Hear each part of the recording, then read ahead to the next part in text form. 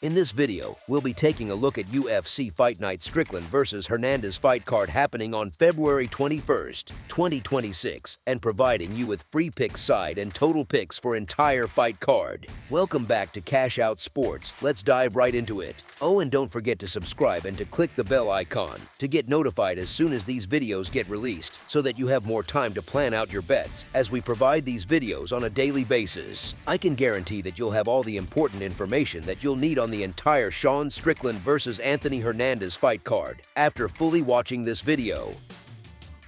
One more thing before we start, if you would like to gain access to our best exclusive sports picks to take your journey to the next level, then check out our Patreon in the link down below, where we offer our best single picks, parlay picks, and much more. Now let's get started. Juliana Miller vs. Carli Judice. Here's the thing, this matchup has that classic market setup where the story feels obvious, so people bet the story instead of the fight. Judice has been the loud kind of dangerous lately, the kind that makes highlight clips and gets casual fans texting each other at midnight. That kind of momentum creates a simple narrative, quick hands, big moments, and the idea that chaos will do the job for her. Miller's whole vibe is different, less fireworks, more steering wheel, more I'm taking your plan and putting it in a drawer. And that's where this gets interesting, because the scariest weapon in a fight isn't always power, it's control over what the other person is allowed to do. Judice wants the cage to feel wide open, lots of space, lots of motion, a pace that makes you blink and miss something. Miller wants the cage to feel like a crowded elevator, not comfortable, not cute, and definitely not where a striker wants to start freelancing. When Miller can turn early exchanges into clinch time, messy positions, and long stretches where nothing looks dramatic but everything counts, the whole tone shifts. It's like watching someone try to run a sleek sales demo while their laptop keeps forcing updates. The rhythm dies, the timing goes, and frustration creeps in. And once frustration shows up, choices get louder, swings get wider, and that's when the grinder's world starts to feel like home. This isn't a claim that one fighter is better in some abstract sense. It's more like a style argument about whether Miller can get her hands on the fight early enough to change the rules. If she does, you're suddenly watching Judice think twice about committing to combinations, because every committed moment can come with a receipt. As our first pick for this matchup, Juliana Miller on the money line is our side pick. Let me explain, totals are really about rhythm, not drama, and rhythm gets weird fast in fights like this. People love chasing a finish because it feels decisive, like a clean KPI on a dashboard. But a fight can be dangerous and still take its time, mostly because danger can make both athletes manage risk instead of sprinting into it. You get long stretches where the threat is obvious, the tension is real, and the crowd is waiting for the crash that never quite happens. Extended clinches, grappling heavy sequences, and those stop-start resets can drain minutes in a way that doesn't feel flashy, but it's brutally effective for the clock. It's like traffic on a Friday night. You're still moving, you're just not getting anywhere fast, and suddenly you look up and way more time has passed than you expected. Even when someone is hunting a big moment, the fight can bog down into hand fighting, position battles, and cautious bursts that don't fully open up. And when the tempo keeps getting interrupted, the later rounds can arrive with less damage than people assume, even if every exchange feels spicy. So the angle here is simple, not safe, not boring, just simple. The fight has enough natural friction points that time can quietly win. As our second pick for this matchup, over the projected total is our full game total pick. Jordan Leavitt vs. Yadier del Valle. Leavitt's whole thing is controlled weirdness, like a jazz musician who knows exactly when to hit the wrong note. He can look harmless for a beat, then you blink and he's threatening your neck, your arm, your balance, your dignity, sometimes all at once. That's the real trap. The chaos feels casual until it isn't. But here's the thing, Del Valle doesn't strike me as the kind of guy who signs up for that kind of surprise party. He's been operating like someone who wants the steering wheel in every phase, distance, clinch, scramble, all of it. In his most recent UFC appearance, he ended it in round 1 with a choke after he worked his way through grappling exchanges and found the back. The opponent context around that night had its own noise floating around online, but the finish itself still showed calm decision-making when the mat gets frantic. And that matters here, because against a submission hunter, you don't need to be perfect everywhere. You need to be the one choosing when the messy moments happen. The cleaner path tends to belong to the fighter who can force Leavitt to spend energy trying to create chaos instead of living inside it. Because once you agree to Leavitt's kind of scramble, you might wake up wearing a rear naked choke like a winter scarf in a cold arena concourse. As our first pick for this matchup, Yadier del Valle on the money line is our side pick. The clock is going to feel like a character in this one, and not a friendly one. Both guys carry the kind of danger that can end things fast, not with wild swinging, but with efficiency in tight spaces. Leavitt doesn't really write long stories when he's rolling, he writes short ones, and they usually end with a tap. Del Valle has shown he can close the deal early too, especially when positions start changing quickly and someone gives up their back. Scrambles have a funny way of making time disappear, because one small mistake doesn't stay small. It turns into a grip, then a squeeze, then a sudden stillness. Even if the opening minutes feel cautious, one clinch entry or one slip on a takedown attempt can flip the whole pace. Film-based opinion says this is the kind of matchup where the first real tie-up changes everything, because the threat level jumps instantly once hands connect and hips get involved. And when that happens, the minutes don't crawl, they vanish, like your phone battery at a live event when you keep recording the good parts. As our second pick for this matchup, under the projected total is our full game total pick. Nora Cornolle versus Joselyne Edwards. Cornolle likes the fight to look neat, like clean lines on a fresh whiteboard. She's happy when the space stays orderly, when the exchanges feel planned, and when the other fighter plays along. But rematches rarely stay polite. The first time around gives you more than memories, it gives you proof of what didn't work and what almost did. That's where Edwards comes in with a very different kind of energy. Edwards doesn't need to win a beauty contest at range. She needs to make the cage feel cramped, like the last open seat on a crowded train. When she's at her best, she's not asking permission, she's taking real estate, leaning into clinch pressure, and making every reset feel expensive. Here's the thing, Cornolle's style can look smooth until someone keeps smudging it. Edwards can do that by refusing to chase the outside picture and instead forcing contact, forcing hands, forcing work. It's less about landing one perfect moment and more about stacking small problems until the other person starts solving them slower. And yeah, that's easier said than done. Cornolle knows what Edwards wants because she's already lived it, and she'll try to keep the geometry pretty and the rhythm calm. Still, Edwards has a believable lane if she commits to turning this into a grind instead of a seminar. Some of this is film-based feel, the way the tempo changes when Edwards decides to crowd space instead of renting it. Some of it is simply the rematch factor, because fighters rarely show up to part 2 with the exact same script. The whole case hinges on one idea: make it messy early, keep it messy, and don't let Cornolle get comfortable reading you like a familiar page. As our first pick for this matchup, Joselyne Edwards on the money line is our side pick. The total angle feels more like a long conversation than a quick shout. Rematches tend to bring a little caution, even when both fighters swear they're coming in hot. But nobody wants to be the person who gets caught doing the same thing twice. It's a tough look, and they know it. Cornolle's minutes usually come from staying composed, taking what's there, and not gifting chaos. Edwards' pressure can be intense, but pressure also eats clock, especially when it turns into clinch work, breaks, and restarts.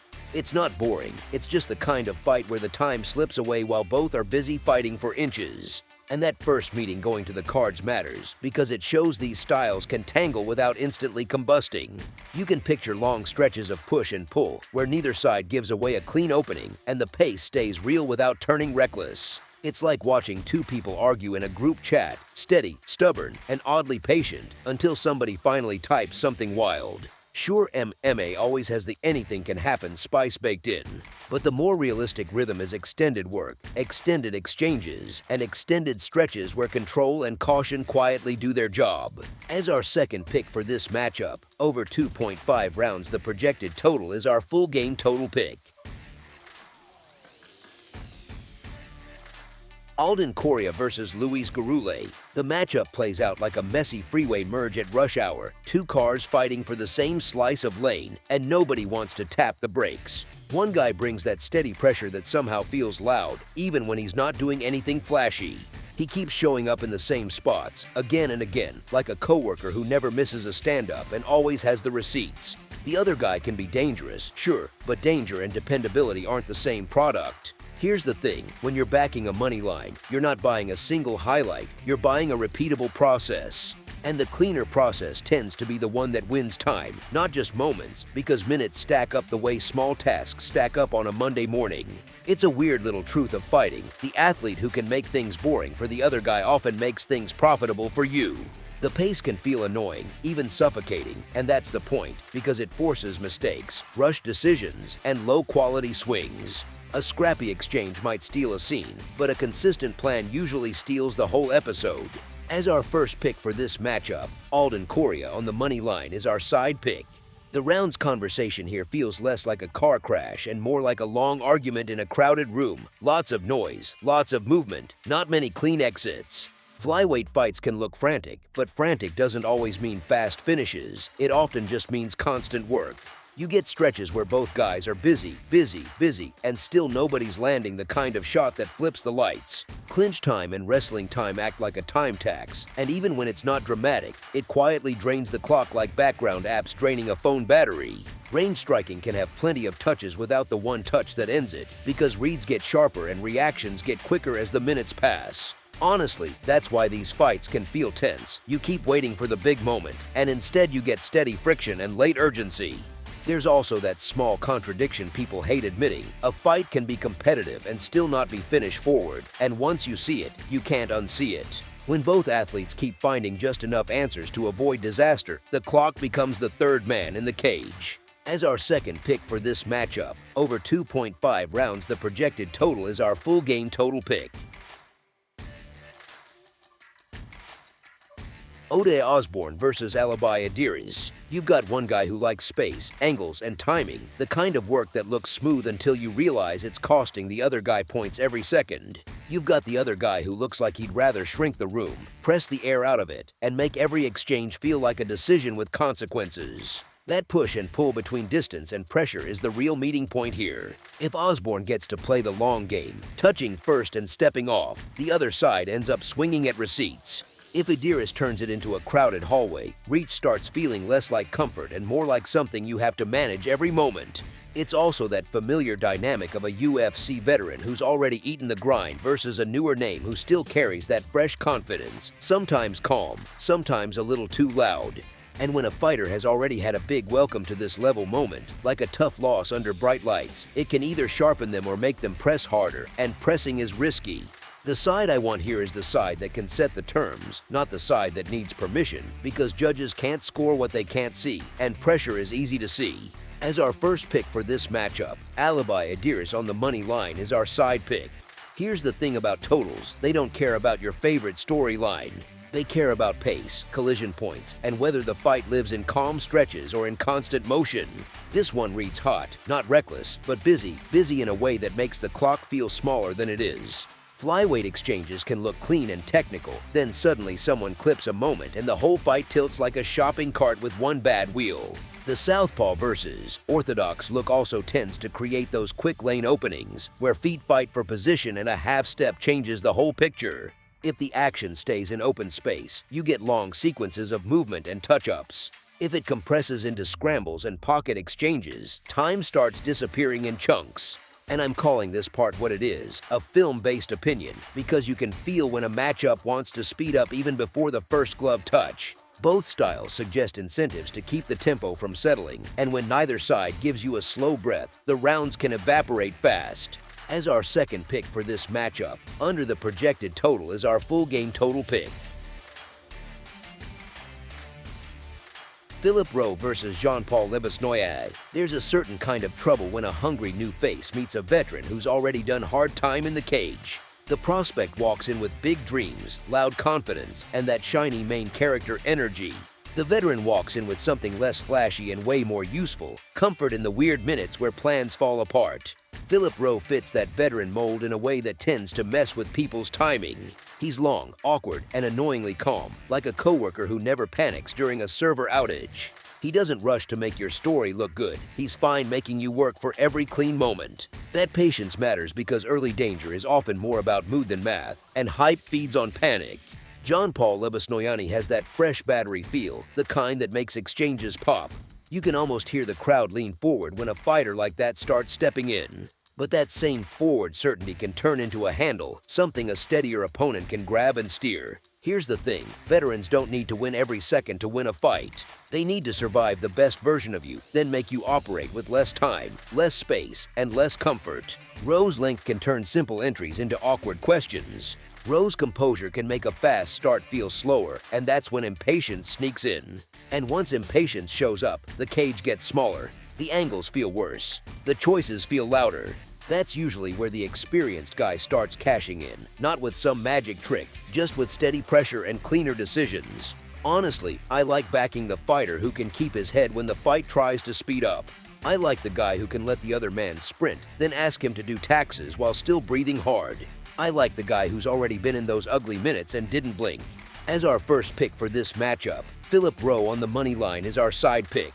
Fights like this can change fast, not because anyone's reckless, but because momentum flips on tiny mistakes. One bad step, one clinch you didn't mean to take, one scramble that turns into a bad deal you can't renegotiate. It's like spilling coffee on a keyboard. Everything was fine, then suddenly nothing is fine. Lebosnoyani carries the kind of finishing intent that makes every exchange feel like it has a consequence. When a fighter hunts like that, the pace doesn't stay polite. It gets tense. It gets sharp. Rowe, even when he's calm, doesn't fight like he's trying to collect a slow, quiet outcome. He tends to do his best work when the fight gets messy and someone starts paying for fatigue in real time. That mix creates a storyline that usually doesn't need a long runway. Let me explain. The early minutes can be explosive because the danger is fresh and the reads are incomplete. Then the middle minutes can be explosive for the opposite reason. The reads are clearer, but the gas tank starts negotiating. Either way, the fight keeps offering spots where things can break open. And that's why this total feels so live. The most common paths here aren't long stretches of careful distance. The common paths look like a sudden swing early or a hard turn later when tired legs start lying. You can feel it in your shoulders just thinking about it, that tight, something's coming feeling. As our second pick for this matchup, under the projected total is our full game total pick. Chidi Njokuani versus Carlos Leal. Njokuani and Leal bring two different kinds of danger into the cage, and that contrast is the whole story. Njokuani's best work feels like a long hallway with traps hidden in the floor. You take one casual step into range, and suddenly a knee or kick shows up like an overdue invoice. The striking looks clean, almost tidy, but it carries that sneaky threat where one mistake costs you the whole exchange. Leal, on the other hand, tends to turn the fight into a crowded street where you cannot find space. He's less interested in making it pretty and more interested in making it constant. Pressure like that is its own project plan. Keep the pace high, keep the touches coming, keep the other guy reacting instead of choosing. It's not always elegant, but it's effective when it starts early. Here's the thing, this kind of matchup often comes down to whose rhythm shows up first. If Njokuani gets his preferred distance, the fight can feel like a highlight reel waiting to happen. If Leal gets his tempo, the fight can feel like a fire alarm that never shuts off. And once a striker gets dragged into that kind of noise, craft can slide into survive, which changes decisions fast. There's also the human side, and you can almost feel it if you've watched enough fights. Both guys have had recent fights end abruptly, which can mess with timing and confidence in a very real way. Sometimes that makes a fighter patient, and sometimes it makes a fighter reach for control right now, not later. Film-wise opinion, Leal's forward push can force exchanges that don't give Njokuani much time to reset, and that steady friction matters. Minute by minute, pressure can steal the calm a long-range striker needs, and it can steal it quietly. As our first pick for this matchup, Carlos Leal on the money line is our side pick. The total side of this fight has a different feel because it's less about polish and more about volatility. Two strikers with real pop can turn one ordinary moment into a scramble for balance and then a scramble for survival. A fight like this can look calm for a second, and then suddenly it's loud, frantic, and full of sharp turns. Honestly, you see it all the time when fighters have recently been on the wrong end of a fast finish. The next time the first big exchange lands, the body remembers, even when the mind tries to play it cool. That can create caution, but it can also create urgency, like someone trying to erase a bad memory with one big moment. And if the early exchanges get heated, the rest can follow like spilled coffee across a desk. Messy, quick, and hard to ignore. Even without a single perfect shot, the chain reaction can be enough. A wobble, a rush, a clinch, a sudden collapse into chaos. Film-based opinion, the first round has the ingredients for high-contact moments, the kind that don't need long setup. The rhythm here can swing fast, and when it swings fast, the clock starts feeling less friendly. As our second pick for this matchup, under the projected total is our full game total pick. Michel Pereira versus Zachary Reese. This matchup reads like a personality test that happens to take place in a cage. Zachary Reese shows up with that kick-the-door-in posture, long, rangy, and clearly happy to make the first exchange feel like a crisis. Michel Pereira, though, has made a career out of thriving when a fight turns weird, loud, and hard to manage. Here's the thing, when a pressure-heavy fighter charges in, it can look clean for about 2 seconds, then it turns into a series of tiny decisions. Those little choices, where the feet land, where the chin drifts, how the hands return, start to matter more than the big intention. Pereira tends to live for those moments because he's comfortable improvising, comfortable turning someone else's urgency into a trap. Reese can absolutely make any second dangerous because length and aggression can turn one opening into a full-on landslide. But that same forward surge can also turn into a receipt if the other guy is calm enough to read it. And Pereira often fights like he's already seen the script, then starts changing the font mid-scene. It's also worth remembering how certain fighters handle chaos like a spreadsheet that suddenly fills itself, while others stare at it like it's cursed. Pereira usually looks like the guy who built the template. He knows where the weird cells are, and he doesn't panic when it gets messy. That kind of comfort matters when the fight stops being clean technique and starts being solve this problem right now. Experience doesn't guarantee anything in this sport, but it does raise the odds of staying functional when the plan breaks. And if you're picking a side, you're really picking who stays sharp when the pace gets rude and the margin gets thin. As our first pick for this matchup, Michel Pereira on the money line is our side pick. The total angle here feels less like a slow simmer and more like someone hovering a finger over the microwave start button. Both styles invite motion early, not the kind where everyone poses for photos, but the kind where one clean moment changes the room. Let me explain. Some fights naturally drift into long stretches of measuring and resetting, and some fights start with a spark and never really cool off. This one profiles like the second type because the exchanges don't need much setup to get dangerous. When the first hard connection lands, the rhythm can flip fast, and the scramble that follows can get frantic in a hurry. Middleweight power has a way of making patience feel optional, even when both guys swear they're being smart. And once a bout picks up that early tempo, it's hard to put the toothpaste back in the tube. Sure, there's a path where both fighters get oddly responsible, where feints and resets stack up, and the pace gets more cautious. But the more likely texture is collision, quick decisions, quick consequences, and that sense that the clock is moving louder than usual. As our second pick for this matchup, under the projected total is our full game total pick. Serghei Spivac versus Ante Delija. Spivac is the kind of heavyweight who turns chaos into a checklist, and it's weirdly comforting to watch. He doesn't need fireworks to make his point. He needs contact, a grip, and a little patience. One solid clinch and a small angle change, and suddenly the cage feels less like space and more like a closing elevator. Delija brings that obvious temptation, the kind that makes a crowd lean forward because anything can happen. But heavyweight temptation has a funny habit of turning into regret, like buying concert tickets and realizing it's a tribute band. Here's the thing, when a fight lives on moments, you're basically betting on a spark, not a plan. Spivac tends to work like a slow software rollout, not glamorous, but it keeps pushing updates until the other guy can't keep up. He's not trying to win a clean kickboxing story, he's trying to reduce choices, one layer at a time. That's when opponents start juggling problems, hands high, hips back, balance gone, and the clock suddenly feels loud. His recent UFC run has shown stress too, like the Almeida stoppage and the Cortez Costa decision in 2025, and that matters because it shows the level he's been dealing with. Delija's UFC stretch has already had the full emotional roller coaster, the big debut finish over Tybura, then that Cortez Costa fight that got strange fast and ended abruptly. Honestly, that kind of volatility is exciting, but it also comes with those sharp edges that cut both ways. If you're building a case here, it comes down to which approach survives turbulence when the air gets thin, the lights get bright, and nobody's sticking to the original script. As our first pick for this matchup, Serghei Spivac on the money line is our side pick.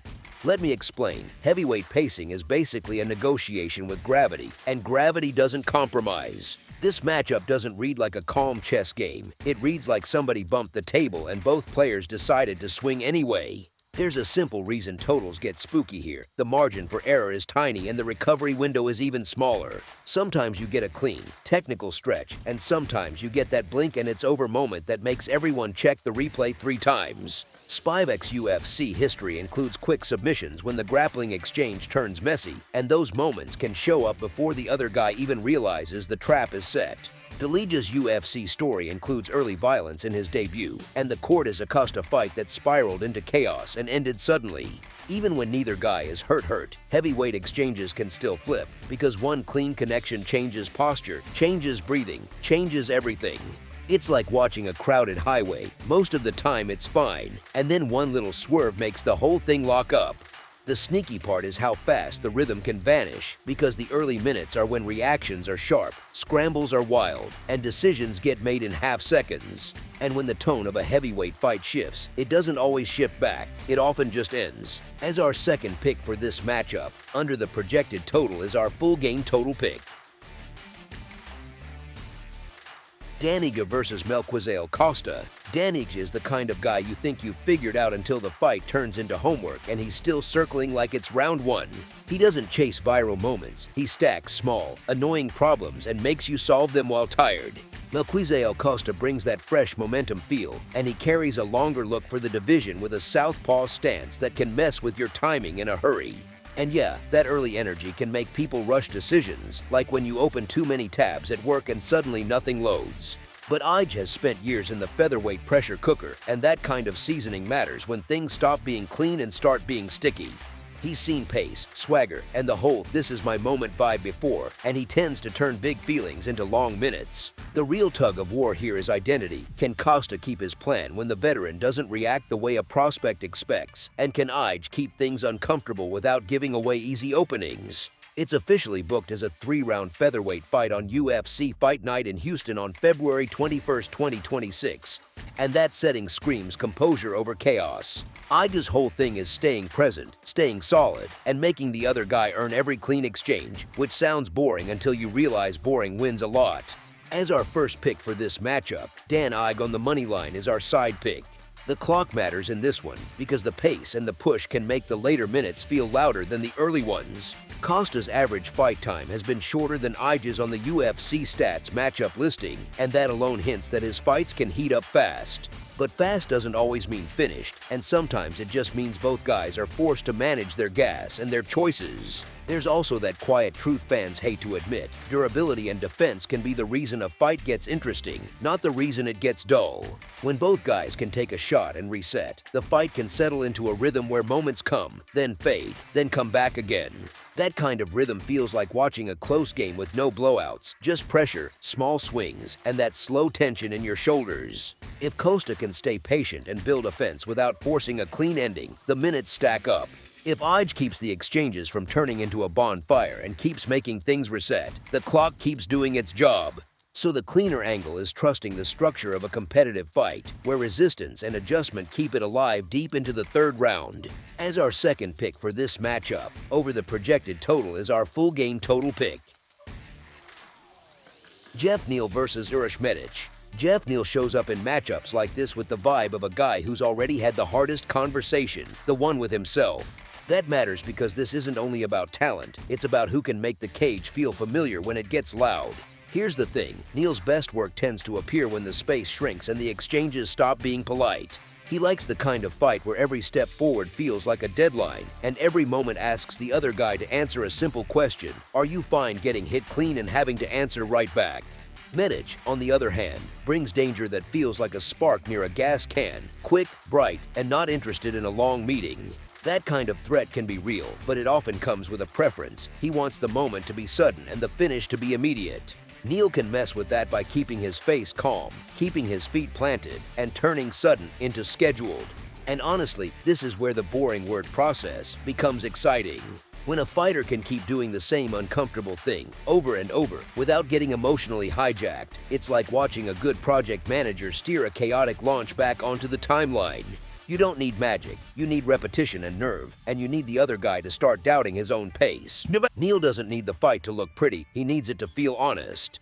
He can win minutes by making the other man pay for space, and he can win moments by refusing to blink first. Even the little stuff matters: the rhythm, the posture, the willingness to stand close enough for the truth to show up.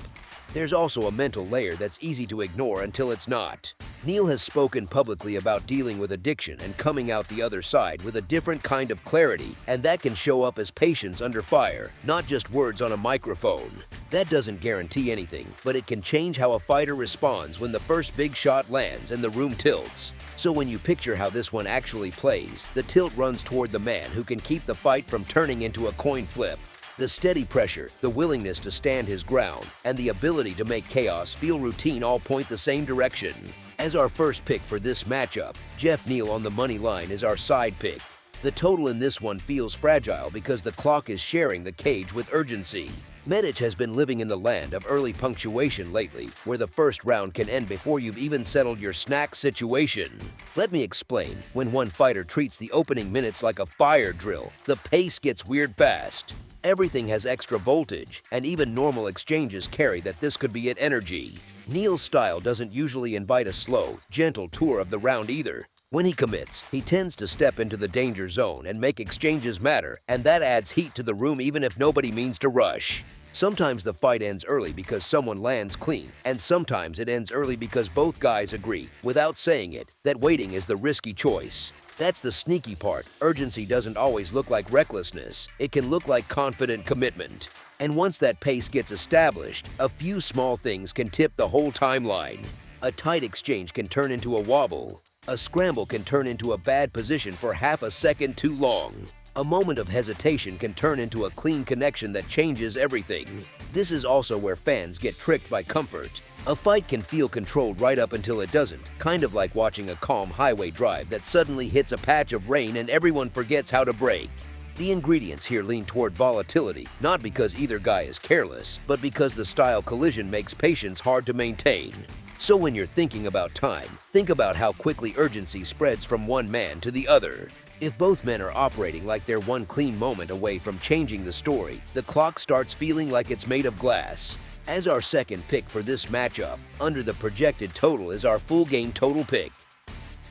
Sean Strickland versus Anthony Hernandez. Strickland's whole vibe is the kind of pressure that feels like getting crowded in a narrow hallway. He's close, he's consistent, and he keeps asking the same questions until your answers start sounding sloppy.